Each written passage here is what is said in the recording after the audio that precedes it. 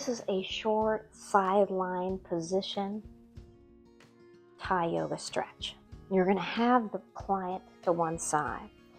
Put your left knee into their back, the lower lumbar area, or higher up, or lower down on the sacrum. Either way, keep between that space and give them comfort.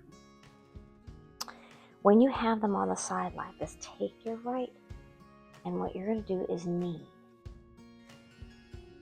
And I'm going to show you from a different angle as well. We're going to start off with this angle. How you feel my hips are lifting up, and I'm massaging their other side of the back all the way up to the spine. Now we're going to work on the top part here, pressing on the hip.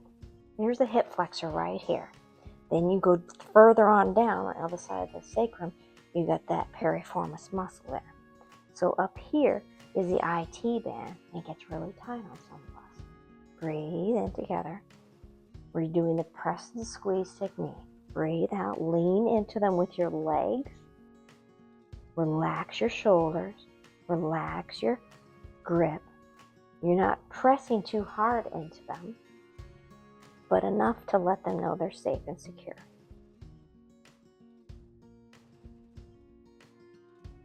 Grab a pillow. What you want to do with both knees behind their lower back, straighten out that top leg. When you breathe in and you're kneading them, you're bending over, you're straightening out that leg, and you're going to feel that hip flexor. Go ahead and straighten out that leg, Serena. There you go. Sweep. Sweeping lets the body know that you're going to work on it, but you also care for the body. You can also press and hold in this position. Just a little bit. You can bend over with your hand here, pressing your hip towards them, lifting your head up so you're not hurting your lower back. Breathing in. And out. Good. Taking your right elbow, press your right knee into their lower back area. And what you're going to do is take their bottom leg, hold on to it either up here by the knee or down here, depending on how tall they are and how tall you are. You're going to do some elbow. This area, you're going to start off with the hip flexor area. You're going to do press and hold technique first. Breathing in, breathing out. Now you can go down on that hip flexor, but what I like to do also is instead of straight down angle that I'm pressing and holding, I like to also hold and press their muscle going down, because that's the way the muscle is going and it feels better as well. There's a bigger opening there. Breathe in. And out. And I'm going a little deep on Serena because I know she likes it deeper, but I'll go lighter on a smaller body, or if I feel them go hyperventilating, I'll back off a little bit. Now, top IT band area, adjust your body. So put your left hand to where you're more comfortable. You can bend that top knee, because what you're going to do is work on this IT band and the hamstring area. You're going to either use this technique, press and roll, and you can go slower as well. You can go nice and slow, nice and slow, nice and slow. And you can also do the circle technique where you're coming along their quad, because the quad gets tight too. And you want somebody to do this on you so you can feel what it feels like. Then you'll appreciate what you're doing to the client and how much they love it. Circling around. And I usually do about 3 circles. So again, press and hold, pressing down. Your hand is stabilized on them or on the yoga mat, yoga blanket. Next, IT band circle, or the press and roll, press and roll, pressing off, pressing off. Lean into them because that feels good too. Sweep when you finish that part of their body. That feels so wonderful. Here we have the knee right up against. I'm going to keep that knee there so their body feels secure. I'm going to grab that bottom ankle again just to stabilize it. I can, yes, put my hand on the mattress, but holding their ankle in a marmor point, in an acupressure point, really helps the body part feel grounded. You're going to take the elbow. This is the sacrum right here. This is the fleshy part of the gluteus maximus, gluteus minus, piriformis right in there. So you know that underneath that sacrum bone, just right underneath there, is a good spot. You know from working on a lot of bodies that when you put pressure down, I'm not just going down, I'm going down and towards the feet. And I'm breathing in with her and breathing out. And sometimes I'll do it for 2 breaths. Sometimes I'll do it for 3 breaths if I have more time. And if I just have a 45-minute session, I'll just do it for 1 breath. And then I'll make my way down the sacrum area because I can feel the bone here. And then my elbow wants to go in the fleshy part. Breathing in. And I'm dropping my chin into my chest. I'm pressing my hips towards their body. My right knee is underneath, so they know that I'm hugging their body, hugging the ankle, and breathing with them. And then I usually do 3 spots along the sacrum area. Now be careful, there's a fine line right in between the crack here. You're going to feel the sit bone. I feel her sit bone right there, so I know that's a sensitive spot because I'm just going to put a little bit of pressure. If she's not breathing too hard and I know that she can go deeper, then I'll press harder.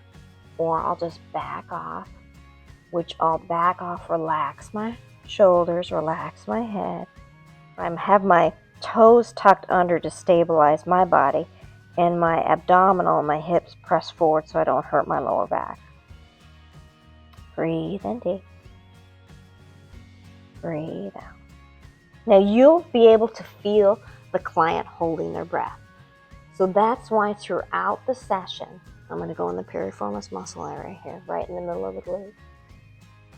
That's why throughout the session, I ask the client to breathe in and breathe out together because it helps me to relax into them instead of me feeling tense too. That's the whole client healing relationship when you're doing Thai yoga in this class that I'm teaching you. And then I'm going to work my way. I know right here, this particular area on a lot of people, right at the bottom of the C curve is a tight area. So I'm going to take my elbow, get in there, breathing in. I'm putting my weight towards her and I'm pressing down. How is it? Too much, baby? Okay.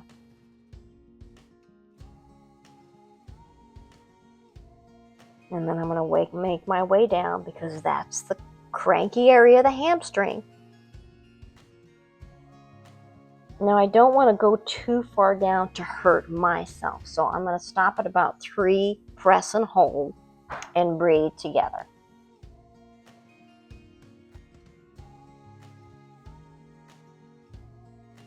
And then I'll do this whole sweep in this glute area with the forearm and the elbow and the body moving together.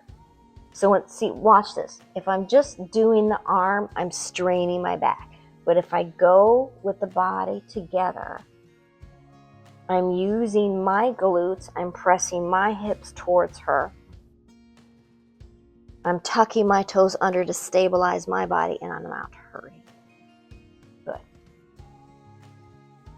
Sweep down the leg, down the bottom. And then we're going to come to the stretch above, and then we'll close it out. Here's where you're at, sweeping the legs. You're going to turn around and press your left knee into their lower lumbar sacrum area. You're going to walk your knees up the back, probably to the bottom of the shoulder area, depending on how long their torso is. You're going to take their arm, lace your fingers through their hands, and then slowly, like you're cradling their arm, you're going to stretch their arm up. Breathe in with me.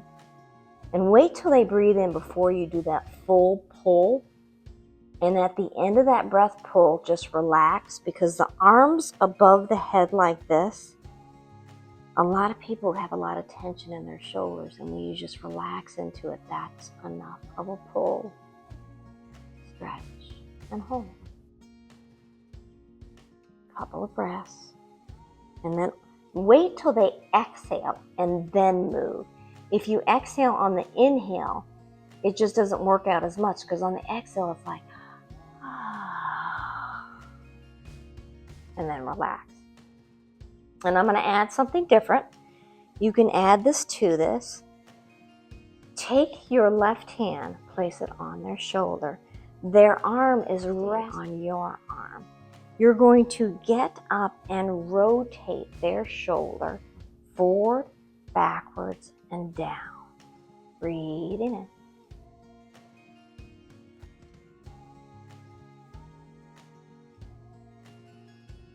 You can also do the opposite direction, 2 times one way, 2 times the other, or just choose to do one way, depending on your time. And here's the closeout. Breathe in together. Grab both your hands with the shoulders. And this is going to be how stretchy you are as well. I'll show you 2 different positions. I can come back and stretch. You're going to lean your body into them. You're going to drop your left ear to left shoulder. Again, I'm leaning my body. I'm exhaling into her. I'm pulling down on the shoulder, not too hard, just enough to where she feels that stretch in her neck. Relax, release, and let go. Good. We're going to do that again. Breathing in. And now my foot and my leg underneath me is coming out, but I'm still hugging her back. So I'm straightening out my underneath leg, because if you're not that flexible, that's going to hurt you when you come back and your knee is bent. And some of us have sensitive knees. Still, you're doing the same thing, leaning your body back. Let your head relax, Serena. Let it fall, and let's just exhale and relax into each other. One more deep breath.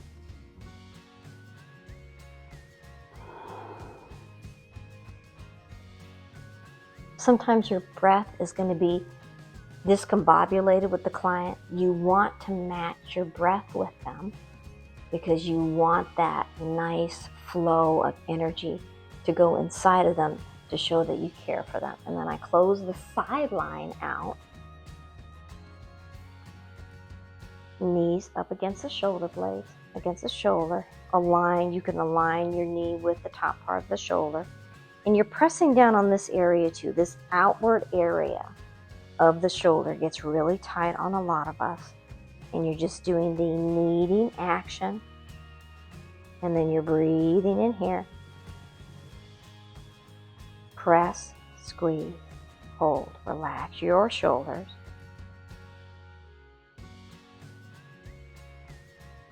And then come down.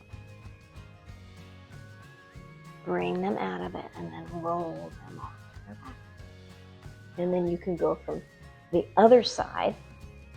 I like to do a nice little knees into the chest. And this is a nice sacrum roll. Make sure the knees are up towards the sky, towards the ceiling. Rolling one way and then rolling the other way. And then deep breath together here. And then roll to the other side.